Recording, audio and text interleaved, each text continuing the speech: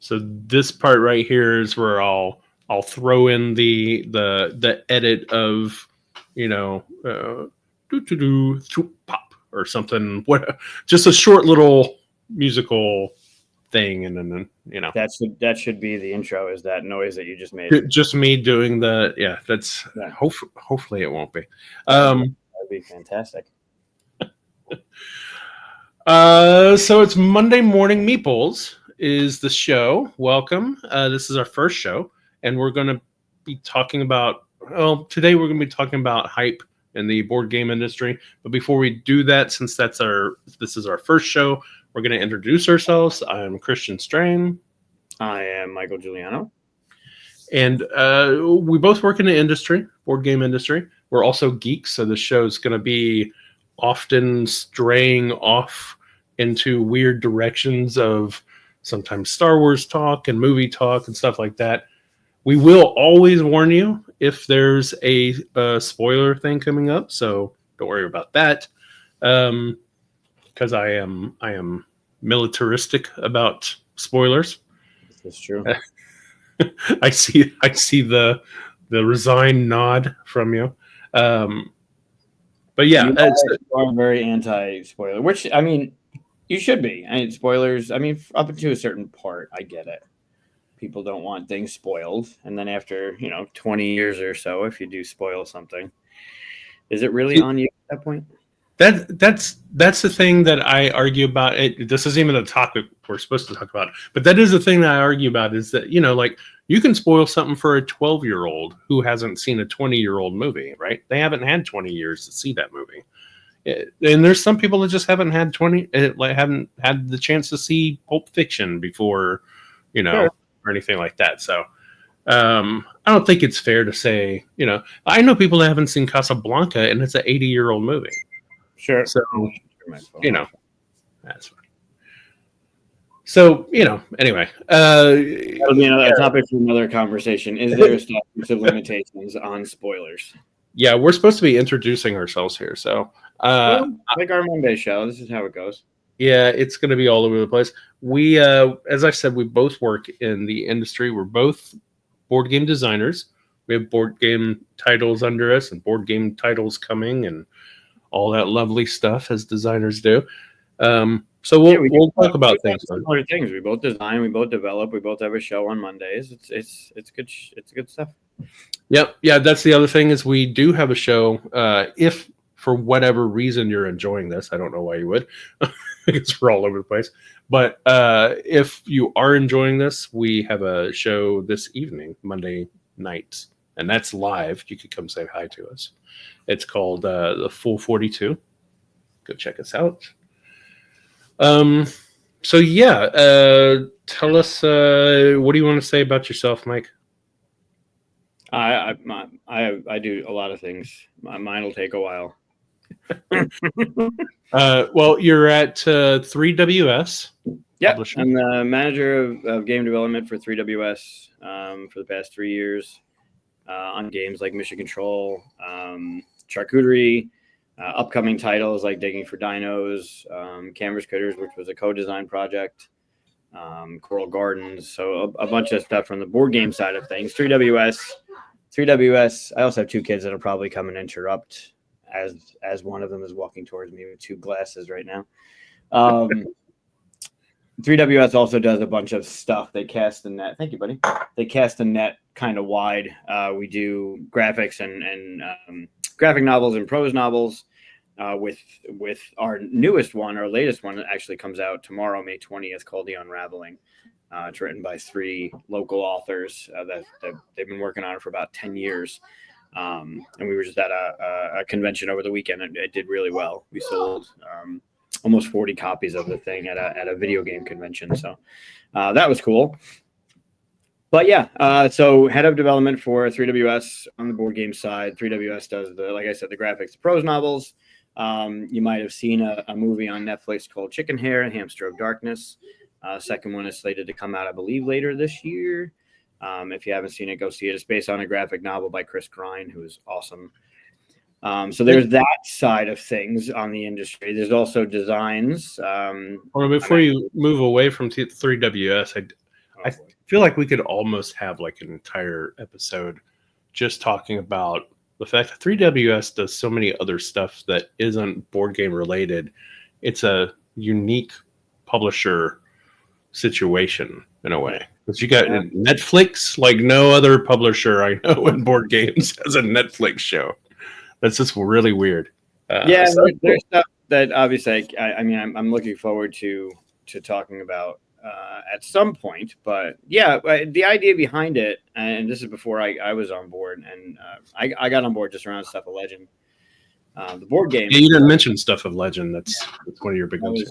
Just as I got on board, the Stuff of Legend was coming to Kickstarter, and it's based on a 2008 New York Times best-selling graphic novel that's currently 5 volumes deep, and we're finishing up volume 6. We're waiting on a couple more panels from Charles to finish the art. Charles P. Wilson, no relation to Kevin Wilson, the designer. And the idea behind the company was, oh, you read the book? Well, here's the game. Or, oh, you played the game? Well, here's the book it's based on. And kind of casting that net a little bit to bring in more people instead of it being more one-sided, having multiple options to enjoy your content, right? Kind of like what we do. We have our show on Mondays. Now we're doing this podcast thingy. And if you have multiple avenues for people to enjoy the stuff, then you'll reach more people. And whether you like to read books or you like to watch your content, read your content, or play your content, we have a thing for that. So it is unique. I mean, it's a small group. That's kind of their focus is, and obviously like Charcuterie is not going to have an animated series anytime soon. That would be weird. Yeah. Otherwise just watch Chopped or something on Food Network. But yeah, it's interesting to have that breadth of options, right? Because you get to ingest it any way you want, no pun intended. Yeah, I always like going to your booths at different cons like Gen Con and stuff like that, because you'll have like a little something to the side. Like you mostly board game, right? But you have a little something in it, even pens and stuff like that for stuff. So yeah, some of the tchotchke stuff, just the add-ons. But like, so at Gen Con, when we're at Gen Con, we have a whole in Authors Row or Authors Avenue or whatever they call it now. We have a table of just the books that we publish. David Rodriguez is on. He's part of the company, and he's written things like Gossamer Saga. He's written more recently Battle Mechs. So I mean, we have a lot of the Daughters of Arkham is a regular prose novel series that he's written. So we have a bunch of stuff that's, if you're just at a game convention and you just see us doing the game stuff that you wouldn't know exists. That was Mika. Luca's also here. He might say hi in a second. Do you want to say hi? I know you said hi to him earlier, but now we're recording live. Hi, Luca. Well, not live. We're recording live. That's true. We're not dead. We're not recording dead. Can you say hi? Hi. Hi. There you go. So yeah, I mean it's. Well, you mentioned Arkham, Daughters of Arkham. That makes me think not to forget Batman. How do you forget Batman? Oh, the design. Well, yeah, I was starting to get into the design stuff, and then you reeled me back in. So yeah, I started with the design. I owned a tutoring center for a while because my background is education, and I came up with a little game, a little math equations game that was for some of the math students that had a problem with mental math problems. And over the course of delving into the hobby, I was going to a convention down in Florida called Dice Tower Con before it went to Dice Tower East, and the game that got me into the hobby is Arkham Horror Second Edition. And that was my first modern board game experience with my neighbors at the time.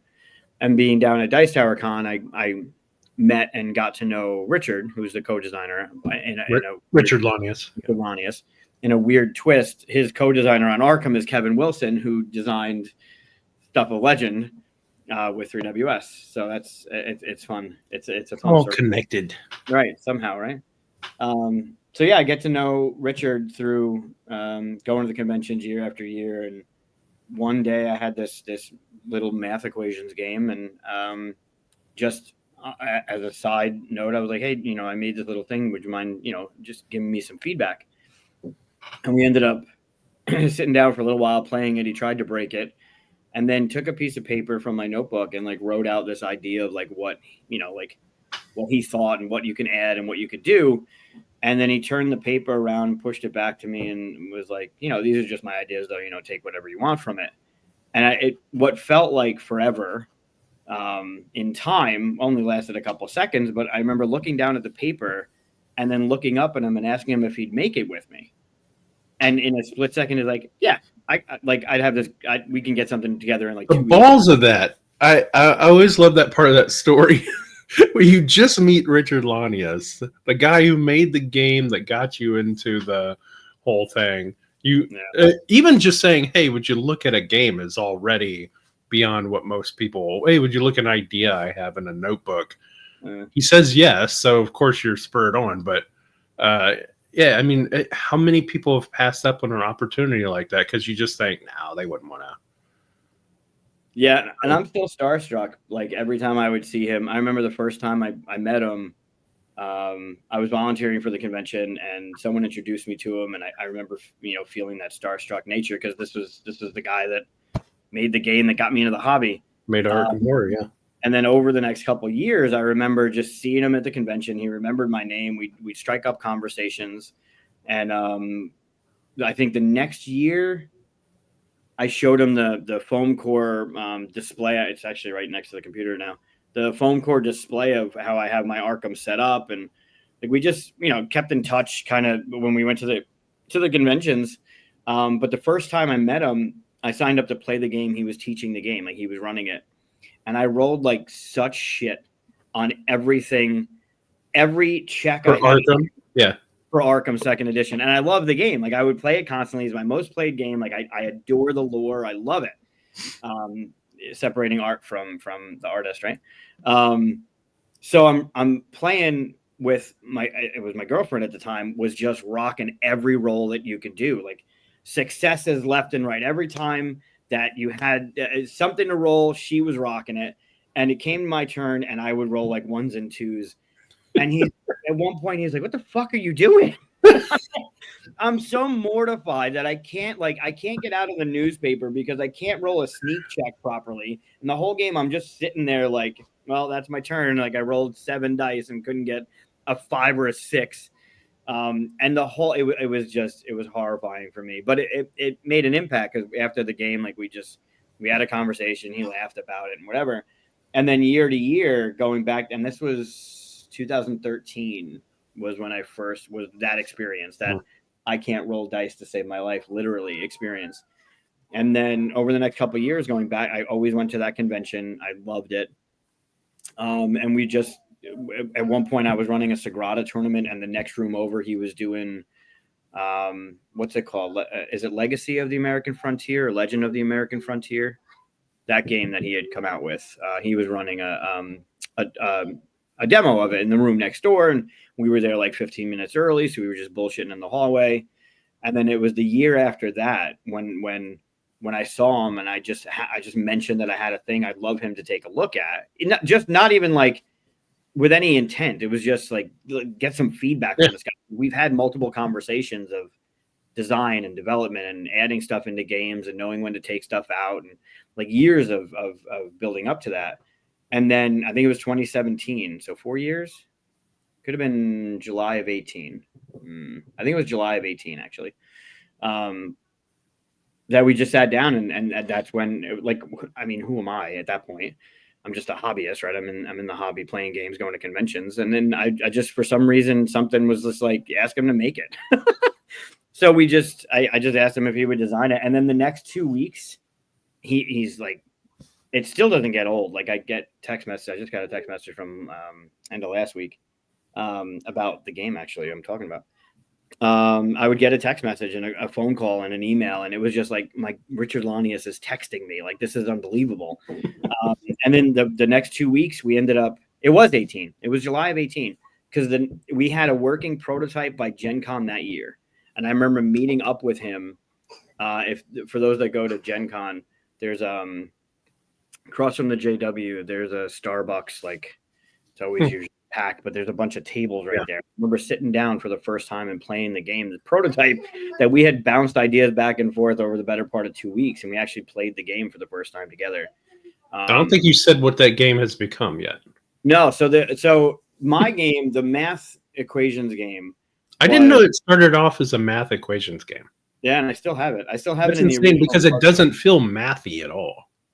No, it's not, and it changed a lot. The idea of the first game was it was set in Age of Ultron. For those that are Marvel fans, it was set in Age of Ultron where they're protecting the bomb from the Ultron bots, right? Yeah. And the idea was there was the bomb in the center. We were all the Avengers, and we had our set of dice and a special ability. Like I remember Captain America had to roll like all ones to trigger his shield ability. But then there were 3 rings of the Ultron bots coming into 3 sections of the bomb. Because the way the bomb was set up, there were like these 3 legs for it. So it set it up into like 3 pie slices pretty easily. But each of the Ultron bots had an equation on it. So it would be, for lack of a better example, it would be box plus box equals box. Okay. And then one of the boxes would be outlined in black. And when that card was flipped over, you'd take a black die, you'd roll it and put that die in the box. So if it was, if the black outline box was the second one in that equation I just told you, and you rolled a 4, it would be box plus 4 equals box. And then on your turn, you would roll your dice, and I would roll my dice, and Luca would roll his dice, and Mika would roll his dice. And we would try it. We had 30 seconds to roll our dice and satisfy as many of the equations that were out there as possible. And so in that situation, the team at the table would have to satisfy that equation by putting in a number in the first box and a number in the second box to make that work with that 4. And then after the 30 seconds, we would go through each of the rings of the Ultron box, and everyone that was satisfied would have been taken care of. Anyone that wasn't would move forward. So if it was in the inner ring, it would move forward and damage the bomb. If it was in the second ring, it would move to the forward and push anybody. Okay, so that version I could see kind of the equation thing going on. Yeah. Right. Okay. So that was the equation. That was the game that I approached Richard with. Like I just some ideas, right? Like something with the special moves and special abilities. And then so he sat down, and I still have the piece of paper. He sat down and he gave me this idea of the central board with these buildings, and it was the Battle of the Chitauri in Avengers 1. And it was this grid with these battlefields and the special, but you're putting the dice on your character, not on the bots, and you're trying to trigger abilities. Because the first thing, we played 30 seconds, and he was like, okay, let's play it again. And we played another 30 seconds, and he just tried to break the game. Like, I'm watching this happen, right? And he's just trying to break it. And he's like, well, I don't know why I wouldn't try and do my special. I have 30 seconds to roll all my dice. Why wouldn't I just trigger my special ability all the time? I'm like, okay, that's a fair point. Great. So then he's like, all right, here's some ideas. And he wrote out this thing with the central board and putting the dice on your character cards. And it was a better part of, I don't know, 20 minutes, maybe like, a minute of playing the game and then some feedback and discussion. And then that was it. And I remember seeing him. I was volunteering at the library at that time. And I had mentioned it like day one of the convention. I see him come around the corner and he's fully in a conversation with somebody else. Like he's in the conversation. And he turned around and he caught my eye and he like just stopped his conversation. It was like, I'll be back. And then came over to me and he's like, you have the game. Like, I got time if you want to look at it. I'm like, oh my God. Okay. Yeah. So we sat down and that all happened. And you abandoned your duties at the library. Abandoned my duties at the library. Yeah. As a true professional volunteer would. Because at that moment, I'm not like, Richard's like, who's going to be mad at you? Yeah, I got to go design a game. So then the next 2 weeks, we developed this game called, it was the Avengers Battle of New York. And it took place in that situation. And there was a grid of 3x3 buildings, so 9 buildings, and a character card and abilities where you'd roll your dice. And then every turn you'd move a die to your card and trigger an ability or story cards, which were doing something else to the game. And that Gen Con, he pitched it around. He was walking around with the prototype. That's crazy. Yep. And then it was received really well. The problem was at the time, this is 2018, the Avengers license was hard to get. Yeah. So the company that wanted it the most, like, loved it and said, look, we just signed a deal with Warner Brothers and we have the Batman animated license. Would you be open to porting it over? So I remember I'm working at this point, I'm volunteering for Floodgate at Gen Con, and my phone lights up and it's him calling. And he's like, we need to talk. And I'm like, oh my God. So we're having a conversation on the floor at Gen Con, and he's like, so they really like it, but, and I'm like crushed at that point when I hear but. Yeah. And he's like, but like they have this opportunity. Would you be willing? And I was like, absolutely. Like Batman, the animated series, like yeah. What? Hell yeah. Like I'm in. If anything, I'd be more excited over the Ultra. I mean, I love the Avengers, you know that, but we both talked about this before. Batman animated series has like a special place with us growing up with it and everything. Yeah, that's amazing. Yeah, you could. I mean, there's the discussion of the best Batman, right? And there you have to have a line between live action and overall, because Kevin Conroy is just fantastic. Just fantastic. His Batman is still just. I mean, there's Michael Keaton, and then there's Kevin Conroy. Like those are my two. So the game is officially called. It's called Batman the Animated Series: Gotham City Under Siege. Yeah. And we followed up the following year with an expansion, and it was an unreal experience for my first board game design to be able to work with Richard on the game, but to hit the industry with my name on a Batman game next to his, and his game Arkham being the game that got me into the hobby to begin with. That's crazy. Yeah, it's jumping in the deep end right there. Yeah, I mean, at that point, it's like the lesson from this entire story, I always take away from is that, well, first of all, since it's an intro about you, I think one of the main things to learn is that you are not the type of person that has that voice in your head that says, should I ask him? No, I shouldn't, and talk yourself out of it. Apparently, everybody else, they see somebody that is in the industry and they go, they wouldn't want to meet me, and they walk on by. But you're the type of person, and you're the reason why we have so many great guests typically on our show, our Monday evening show, the Full 42, is because you just go up to anybody and start talking to them and make friends with them. And that annoys me that you have that, because I want I want that ability. I didn't even think it was an ability until I met you, and you're just like, what? You're just going up to anybody and talking to them? What's wrong with you? There are times I don't like. So it's funny, and this is a side because there's other things, but this is an aside. This past weekend, I was at Retro Game Con Spring. Retro Game Con happens in October. It's about 7,000 people coming into Syracuse, New York, for basically retro video gaming. Every console you can imagine, every game is there. There are people the vendors that are selling old school Nintendo and Super Nintendo and Funko Pops and whatever. And this weekend was just a one-day kind of event that Patrick, who runs it, put together. And it was great. And they had special guests. One of the guys from Resident Evil, voice actors, mostly all voice actors. I didn't recognize the other woman that was there. But one of the guests, when I kept looking over and he looked familiar and I didn't know I didn't recognize the name. And I'm looking at his poster of all the voices he's done.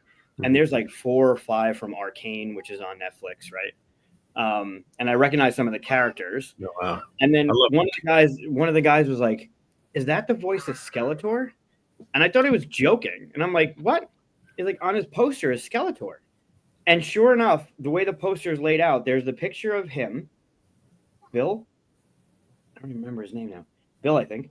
And to the left of his image are all these characters. But one character to the right of his image on this poster was Skeletor. Like the original, like 80s. The original. Yes. Hey, man, that one? Yep. Oh, wow. Okay. So I can go downstairs and get it. So the whole time I'm like, oh, well, that's really cool. Like, you know, being an 80s kid, like I was born in the 70s, grew up in the 80s. So He-Man is like probably a little cringy now to watch, but it is. I've gone back and tried to watch it. Sure. But that was like, I remember, you know, just watching, I still have my figures and it was a big thing. So it's coming to the end of the day. He had a panel. He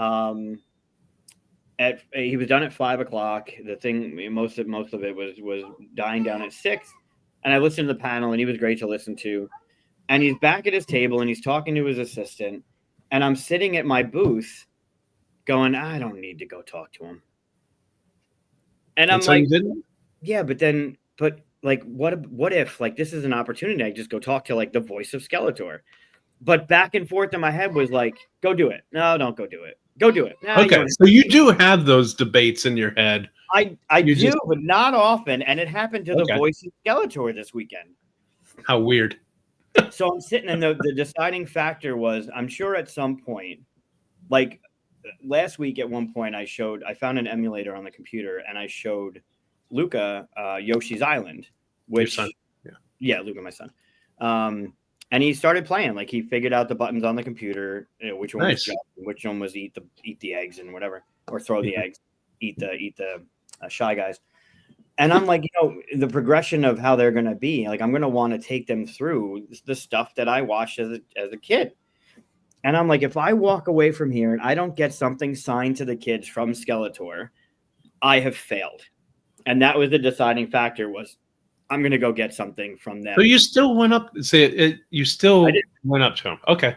So. I did. And I was talking about his son and how he showed them the video games that he played as a kid, and he had all his systems hooked up, and all my systems are still hooked up downstairs, and how his son is a jazz musician now, and he was just down in New Orleans, and we started talking again, and it was like, yeah, this is cool. See, that's the thing. That's the thing that you just start talking to people. Yeah. I mean, it's a skill.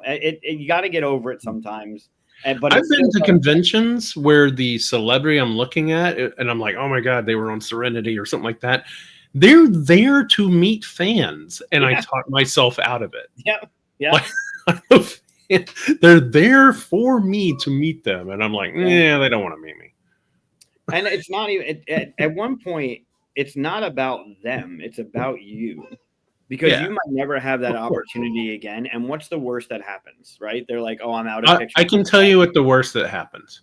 So I've talked myself into it before, and I met so I saw an author of some books that I won't say who it is, but for various reasons. But there was an author who I just read a whole bunch of their books, or a couple other books, and I reread them. I loved them so much, right? And I'd seen them talk at on YouTube stuff and stuff like that. So I was a little bit starstruck. I was like, oh man, I gotta go talk to this author. I've never talked to an author before, right? So I go to the booth, and I'm in line to, they've got their merch behind them, like shirts and stuff like that, right? And I'm in line. It would have been perfect if I didn't have to get in line, right? Because I would have just gone up and go, hey, I love your work, blah, blah, blah. I'll buy a t-shirt or something like that.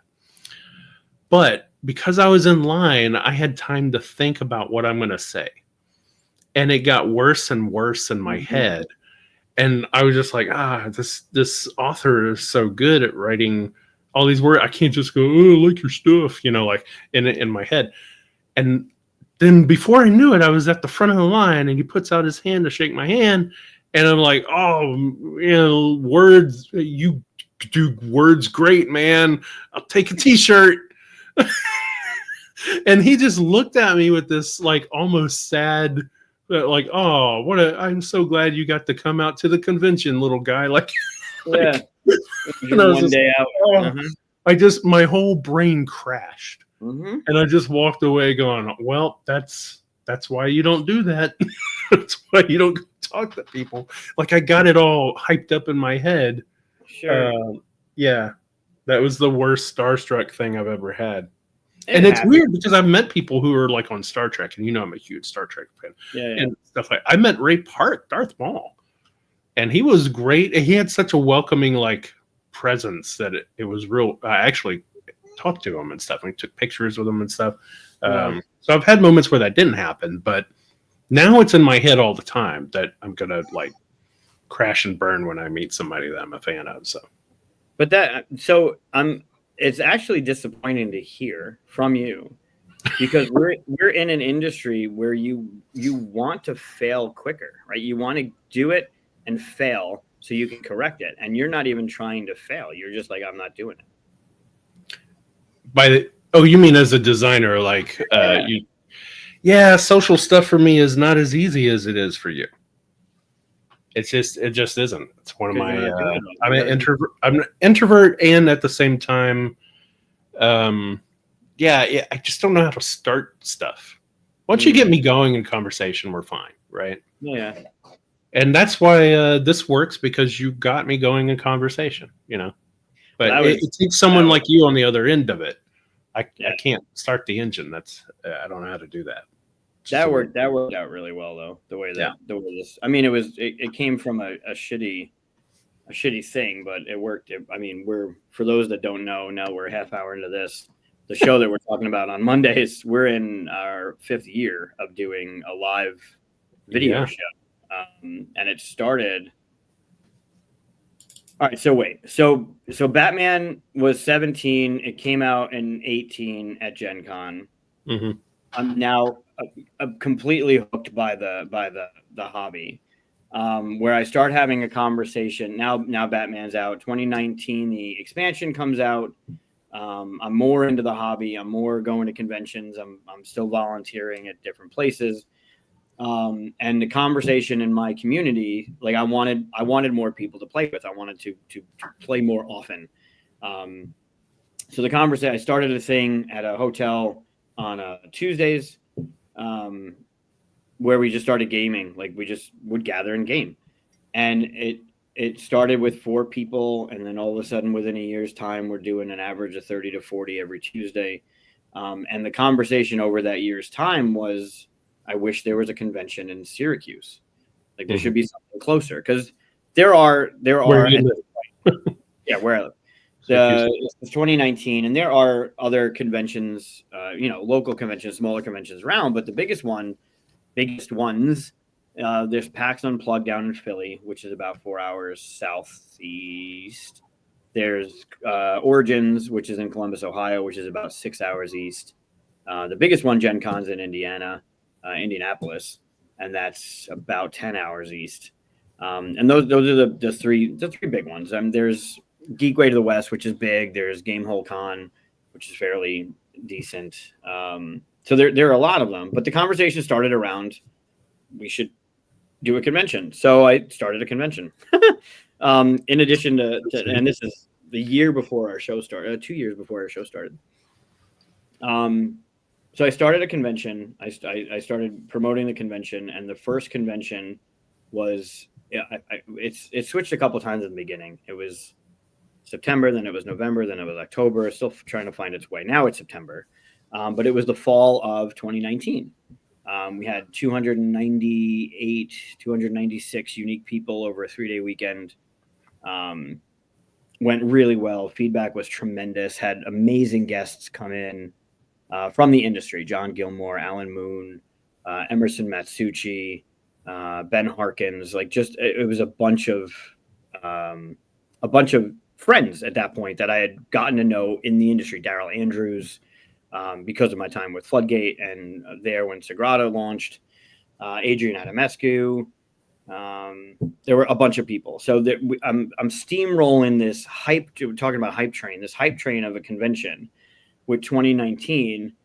And then it was like, great, let's start planning for the next one. And tickets went on sale in January of 2020. And if you have any idea of what I'm talking about, St. Patrick's Day of 2020, the world shut down.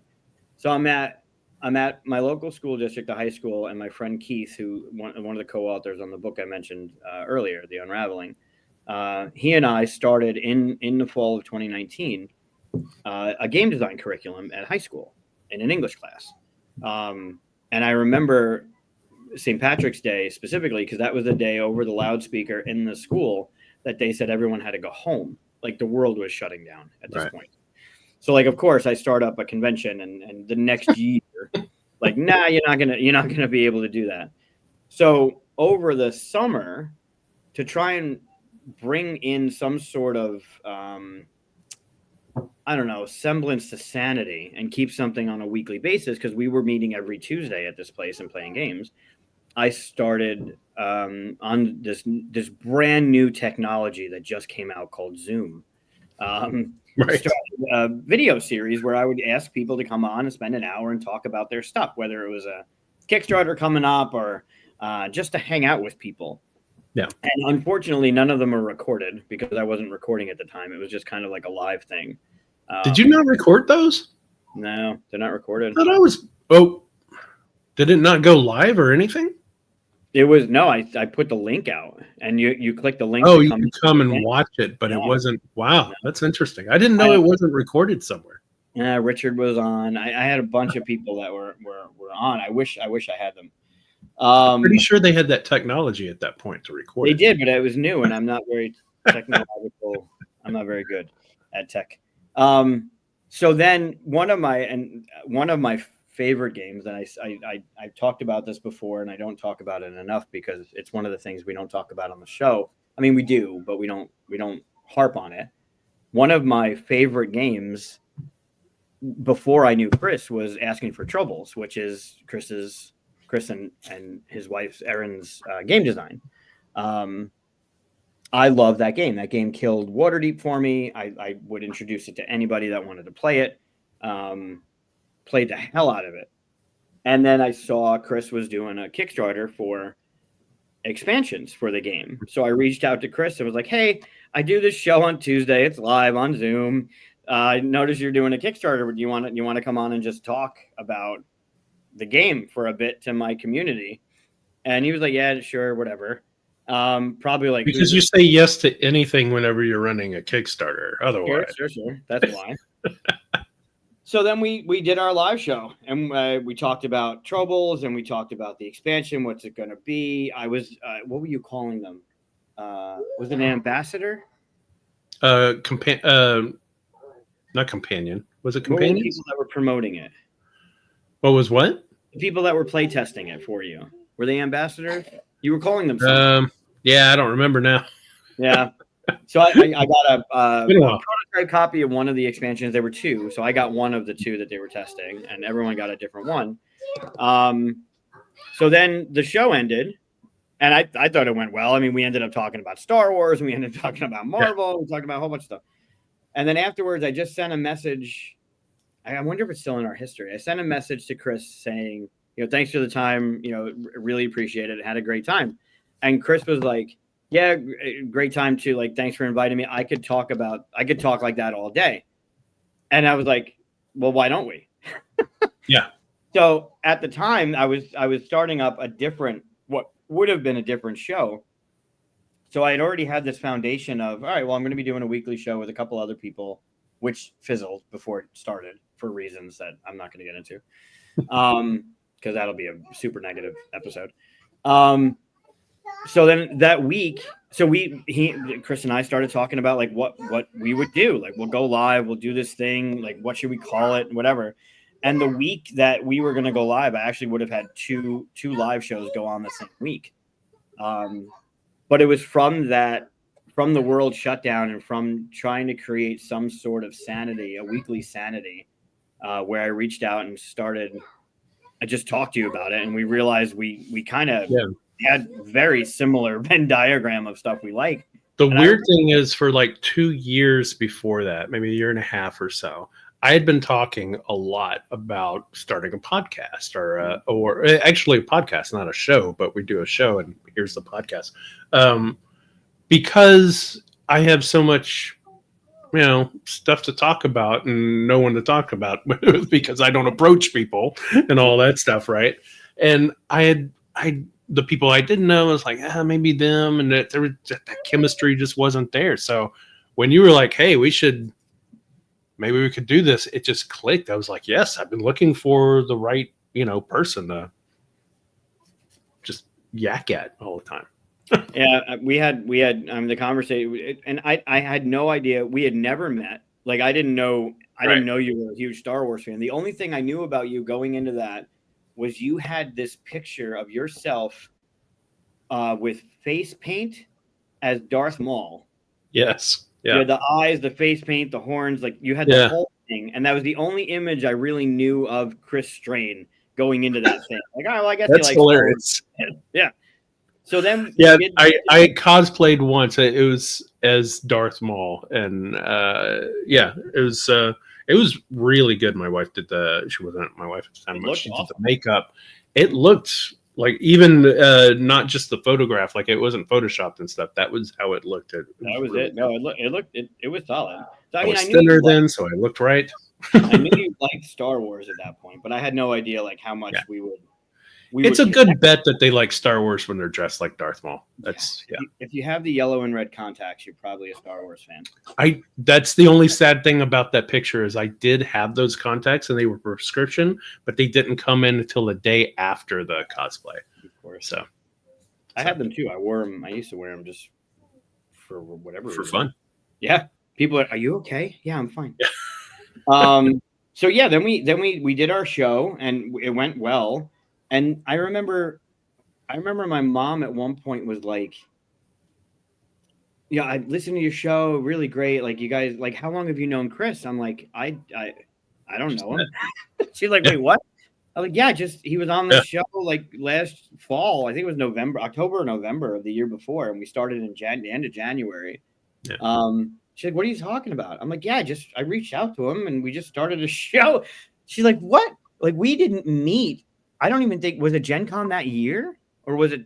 No, it was 2 years later. We hadn't physically met. Yeah. Yeah. We hadn't met in person for 2 years after the show began. And here we are 5 years into that. Well, now it's 6 years for QsCon, 5 years for the show.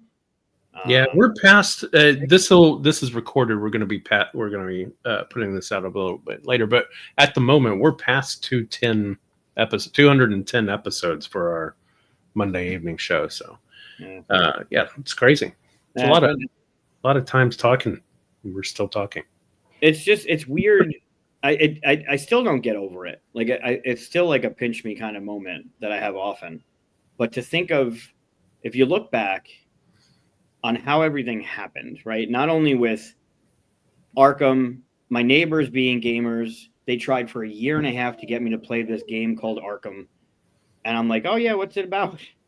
And it was this great old one trying to be resurrected by cultists and take over the world kind of thing. And I'm like, yeah, I'm good.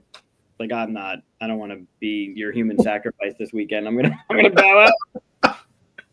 So then it took me 1.5 years to get, literally my next door neighbor, it took me 1.5 years to get into their house to play a game that they've been trying to get me to get. And that was Arkham. And then I meet Richard at the convention that next year because they were like, oh, I heard about this convention down in Florida. We're thinking about going. Cool. And then having the tutoring center that started in 2011, having this little equations game and asking Richard to do it, getting my name on a box with Batman, doing the convention, meeting you through the world being shut down, starting the Full 42 show, and having the amount of, we know a lot of people in the industry. This isn't a brag, but we know a lot of people just from being in the industry. You meet a lot of people, but to be able to call them friends now, like just to get a random text message is like, hey, how you doing? It's just, I love every minute of everything that happens with what has transpired over the past 5 years, 6 years. It's crazy. Well, and so now we're starting a new one, which is podcast. Right. And it's weird. Like I said, we've done 200 plus episodes and those episodes, by the way, we're going to try to keep this podcast short, I guess. But for us, those episodes are like 2, sometimes 3, sometimes 4 hours long. It's just ridiculous. We just talk forever. And sometimes they're short. Sometimes they're not long episodes. By like an hour and a half. Yeah. Yeah, like 1.5 hours long. But then if you get like the board game rundown on and we have Mike and Bob and Tim and we're all talking about whatever, then those are going to go 4 or 5 hours. Yeah, we're not really planning for guests on this one. It's just you and me, I think. But we often have guests on the Monday night show. So, it's pretty crazy. It's crazy that we want to talk to each other even more and start a new podcast. So that's what this is. Well, I think the idea is, I mean, this one's more of an intro, which we haven't even gotten to you yet. This one's more of an intro kind of episode, but the idea is, so we meet on Mondays, 9 o'clock Eastern, real time, not Chris's fake time in Central. Yeah, I'm in Houston. You're in Syracuse, so we're right around the corner from each other. Yeah. Yeah. But we figured like Monday mornings we can come up with a topic or something that we want to talk about, and then be like I'll talk to you later. But basically share a coffee, talk about whatever's on our mind, something that happened over the weekend or something that's happening this week. Like, I know this is probably going to be released in the future, but Flamecraft Duels is still running. There's 2 more days, I think, on the campaign. So that's I'm looking forward to playing that on the show tonight. Again, beating you again. Please don't play with that. But yeah, why not have something else that's under an hour, that hour-ish, hopefully. That's just more, I don't know, less structure. Not that our show is structured, but more like just a hangout. Like, what are you up to? What's going on this week? What's on your mind kind of stuff. Yeah. I'm in. I mean, I love it. Also, I have a good time. I look forward to my Mondays. Like my Monday nights, like the past 5 years, I look forward to that. What usually is going into it, it won't be long. It'll be about an hour. It turns into 3 hours, but I look forward to it every week. Like, it's a great way to start the week. I mean, even if you don't have a show or podcast or something like that, if you were to just imagine schedule like an hour with one of your good friends that you can talk about stuff forever. Just pick a good friend and say like, hey, let's talk for an hour every Monday night. I guarantee your week gets better. Like, it's a great way to start. Yeah. And we have the people that show up every Monday, because we do it live, unlike this. Right. Well, again, we're recording. This one we've edited out all the awful stuff. All the crap, yeah. That's why you don't hear anything about my history. Right. Which is next. But we have a very active chat, and the people that show up every Monday to talk to us and ask us questions and listen and talk to each other. Sometimes the chat has their entirely own conversation going on while we're talking about whatever we're talking about. Yeah. I love it. I love everything about. I have to say, I don't know if this is the case with most shows that have live chats. I've watched other shows on YouTube where there's live chats, and they might pop them up every now and then and stuff. But there's something about our audience, like it's a small group of audience that comes on every time. We're always inviting other people. If you're looking for like hang out with a couple of people, if you don't have that friend that you want to talk to on Monday, come meet with us. We'll be that friend. But yeah, I know like half those people now. Like, I've met them in real life, and I want to meet the other ones, right? And it's kind of, it's different. It's a community that we're actually hanging out with people, and they're cool people. Yeah. It says a lot about the overall community, the board game community in general. It's one of the things I've ever been a part of. They're the most genuine, inviting, mostly honest people, unless you're playing a bluffing game, that I've ever been around, whether it's publisher or designer or developer or whoever it is. It's just every industry has its blind spots, it's dark marks and stuff. But to be honest, this is, and I've been in other industries. I've been in the video game industry. I've been in marketing and stuff like that. This is just the best industry I've ever been in, with as far as the people go, right? Just friendly, and it's such a close knit one. Like, it feels like that whole 6 Degrees Kevin Bacon thing, right? Like, I don't know the person who designed this game that I love, but I know you, and you know this person and that person. And like, if I wanted to at a convention, I could meet that person. Of course, we've already talked about how I panic and don't, so I probably wouldn't, but you would probably force it, and then I'd meet them, right? Yeah, I absolutely would. I'd have them sit down at a table and play a game without you knowing, and then do it like halfway through. Oh yeah, by the way, Chris. Like, oh my God, words and stuff. Yeah. No, that's probably all right. So, I'll send that to you later. I found that picture of Skeletor. I know what Skeletor looks like. No, but like what I did on the weekend. Oh, okay. The signature and so okay, that's cool. Yeah, Yeah. that's great. And it was super nice. So for those that are listening on podcast, it says curse you, and then it has Luca and Mika on two different autographs. Great. But he asked, "Is it okay?" He's like, "I got to check with the parents. Are you okay if I write curse you?" Of course, Because that's what Skeletor would always do. And he did the curse you He-Man in Skeletor's voice. That's great. Right. So like He-Man always spoiled his plans, right? He always screwed up what Skeletor was trying to do. So he's like, "Are you okay with that?" I'm like, "Hell yeah, I'm okay with that." I mean, that'd be great. So I mean, it was a moment that I couldn't, going back to the voices in my head going, "Nah, you don't need to do it." I'm glad I did, and it'll pay off later on. Yeah, it sounds like you have a good. You are rewarded every single time you go ahead and do that. You fight against that voice not to. And so, Usually. yeah, that's why you do it. Whereas I've had instances where it didn't work. So Right, maybe right. that feeds into it, right? Sure, but if you do it, I mean, what is you miss 100% of the shots you don't take, kind of thing. Right. Yeah. Yeah. It's a great positive way to look at it. My story happens because of the opposite view almost. I mentioned I'm an introvert. My wife is more of an introvert. And so we have This is your villain story, your origin Yeah, story? this is my villain story. Yeah. Yeah. So we have a hard time, meeting people and making friends and stuff, which is where the board game thing comes in, right?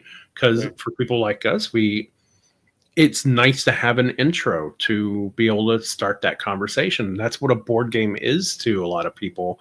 You sit down at a table with strangers and you have some kind of mechanism function here, which kind of illustrates how you can relate to them. Like, oh, is it my turn? Is a question you can ask, and it's okay at this table.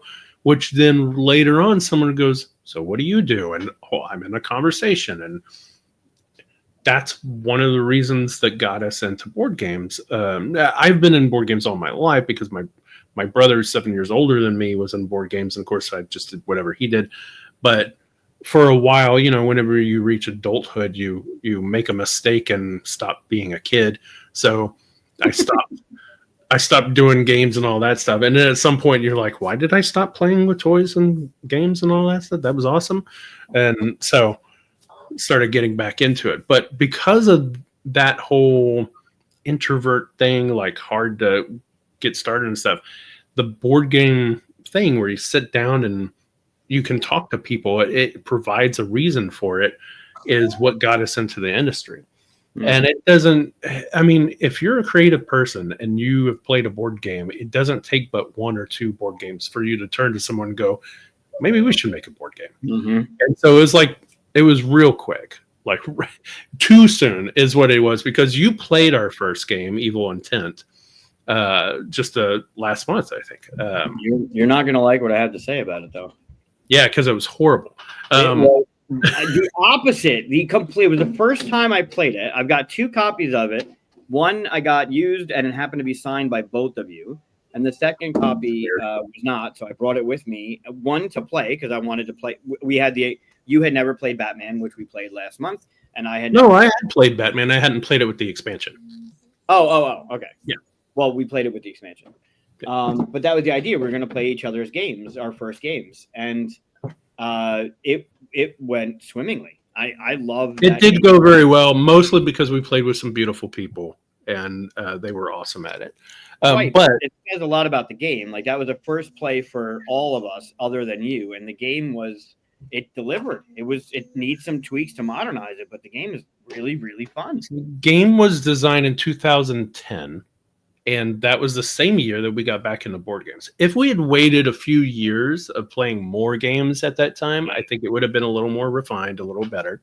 But like I said, Erin, my wife, and I, we're both very creative people. So we were just like, let's make a board game. We got into it. We really enjoyed it. I'm also an illustrator and graphic designer and stuff like that. So it was really easy to... we could cover all bases for making it. So we did that. We made our own Kickstarter in 2012 for it. And it didn't do well. It canceled. almost immediately you were like, ooh, I guess we're supposed to tell people about a Kickstarter before we launch it. But back in 2012, this was a time whenever just, random person could make a board game and actually work, right? So we came back a few months later and it was a success. We made 1,000 copies, which if you know anything about the board game industry, like you shouldn't do that because that's how you lose money. We did lose a little bit of money, but it was worth the money, like just to get a game out, right? You need to make big volumes and stuff like that, and carry through with retail. And we didn't know any of that, but at least your first game, it wasn't too bad, and we got it out there and stuff. So that was 2013 whenever the one that was successful went out. In 2015, we came out with Asking for Troubles, which you mentioned. And that was a really weird beginning one as well. I was watching TV, and there was a show. I don't know if you remember this show or not. I can't remember what it's called, but it had Robin Williams and Sarah Michelle Gellar in it.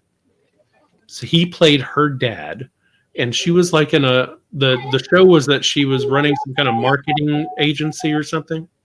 And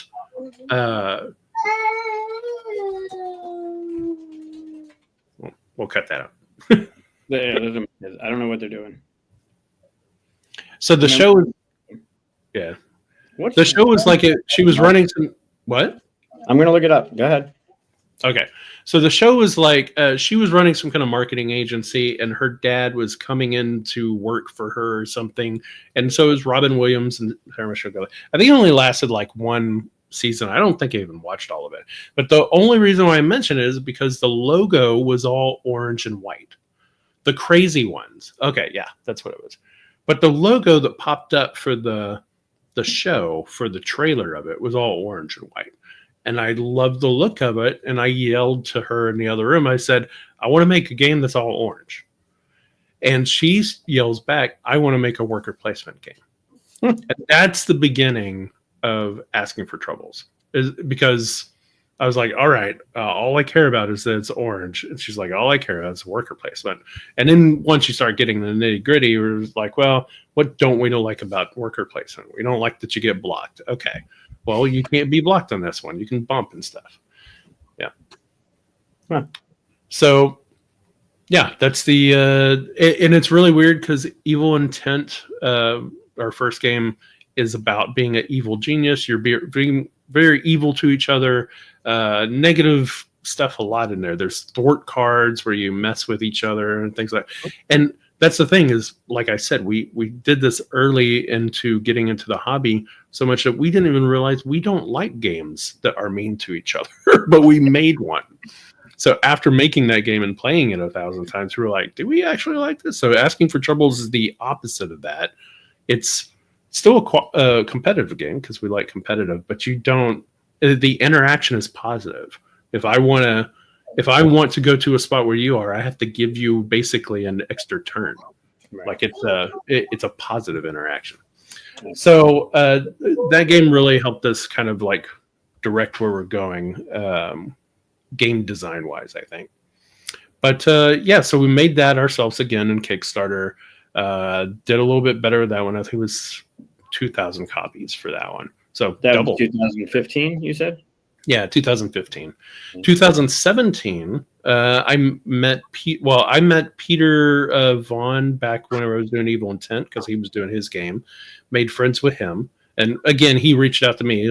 I never reach out to people apparently. He reached out to me asking me questions about my Evil Intent stuff, and he was about to do his own for What the Food, his first game. And so made friends with him, and later on made friends with his friend Brad Brooks and all that stuff.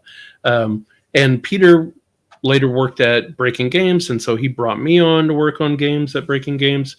I was there for a few years as a graphic designer and developer, and I helped with Dwellings of Elderville, Rise of Tribes, lots of fun games like that. I also got the chance to bring Asking for Troubles back again in 2017 through a reprint with them. We had a huge Gen Con presence. It was amazing. I have wonderful pictures. Breaking Games did really well by me and Aaron for that. And I get to redo the artwork for it, which is something that every illustrator wants to do. Every time you put out something, instantly you want to redo it again. And the same thing for design, right? The minute you put out a game, you're like, I should have designed that. That's why half the time you get expansions. But so we got a 2017 release, which was much bigger, thanks to Breaking Games and their marketing and stuff, which I never did any marketing for my games. And then 3 years later, 2020 is whenever we did the expansions for Asking for Trouble. So that was the Companions expansion and the Trobots expansion. Troublemakers. Yeah, that's what it's called. So made that. In the meantime, we're also designing some other games and stuff that have been signed and will be coming out soon. So lots of fun stuff. And that connects the stories there because when I was doing the expansion Kickstarter and stuff like that, that's when Mike reached out to me. So yeah, that was 2020. Yeah. So there you go. We're connected now. Now we forever. You're stuck with me. I mean, quite literally, we are forever connected. Like it's pretty interesting how things line up.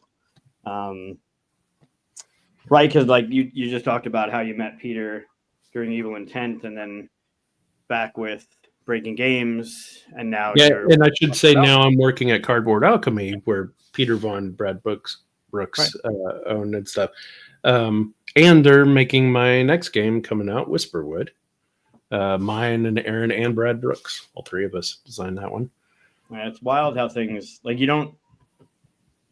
I get to kind of, I guess, come around full on the Skeletor thing. You never know where things are going to lead you, right? Like the interactions you have, the people you talk to, the things you do will lead to something, right? Like I had the Equations game, and that led to Batman, right? And you got reached out to. That's not the way to put it. Peter reached out to you during Evil Intent, and here you are. How many years? You said that was 2010 when you tried. 2012 or 2010 you designed. 2012. He reached out to me in 2011. So right. It's been 15 here you are 14 years later, right? Still talking with him. Now you're designing with Brad Brooks, and it's kind of an example of you got to take that step because you don't know if I had not met or decided to go talk to the voice of Skeletor, I wouldn't have these two pictures that I can bring out later on when we're watching He-Man and be like, holy shit, you met Skeletor. Like it's a future moment that you plan for, but it's hard to plan because you don't know, you just don't know. Yeah, I mean, it's a lesson in mine should not be a lesson in not talking to people. I've lucked out in that people have talked to me. Right. And it's almost like, as a kid, I had the same issue. I didn't know how to talk to people, so I would draw, and people would come up and go, "Oh, look at that," and start talking to me. That's what I did. So basically, that's what I did with games. I drew games and made games, and then hoped people would come along and talk to me about it. That's the way to do it. So I'm still acting like a little kid. Perfect. Well, I mean, I've always said growing old is inevitable. Growing up is optional. Nothing happens without that instinct that you have to go and talk to people in this industry. Yeah, because you never know. You never know, right? Like, especially, it's also, I mean, I was in retail like for the majority of my life, right? I worked at GameStop. I was a manager. Blockbuster, I was a manager at 2 stores. So I've always been front-facing, talking to people. Mm-hmm. And as much as most of the time I hated it, because people are arguing, especially with Blockbuster. No, I swear I dropped it off at 12. And then I go to the video, and there you are at 5:30. Like, I see you in the camera. I can't argue. So you got to be nice. You got to be polite. And in those realms, it's way more forced than it is here. It's a byproduct. Being nice to people is a byproduct of what I've done. But it's so genuine in nature here that it doesn't feel, it's not a chore. It doesn't feel like there's some people that you have to try to be nice to, but for the most part, it doesn't feel, it's not a forced environment. Everyone is super chill. So like, it's even easier for me to talk to people and I still get the starstruck thing, but it's even easier for me to talk to people now because of my history in retail, and because the majority of the interactions that I've had in this industry, because the people they're good people, whether they're hobbyists and they're coming to see you at your table at a convention, or they're publishers or designers, or like my friendship with Daryl Andrews was just I had played Sagrada during its playtesting thing, and I saw him at Gen Con, and I was like, hey dude, like, got to play your game early, like, it's just awesome. Then we just connected and just talked, and now years later he's our most frequented guest on Full 42. I go and stay at his house. Like, he's a great friend of mine. It's just because of one interaction of, hey, you did a good yeah, it's a great lesson in reaching out, because it's really weird, because I don't know where the hesitation for me comes. When people reach out to me, I'm delighted. I'm like, oh, that's awesome. I love it. Even if it's just like, hey, I just wanted to reach out and say I liked your game, or you know, as long as they're not telling you how to house rule your game. Yeah.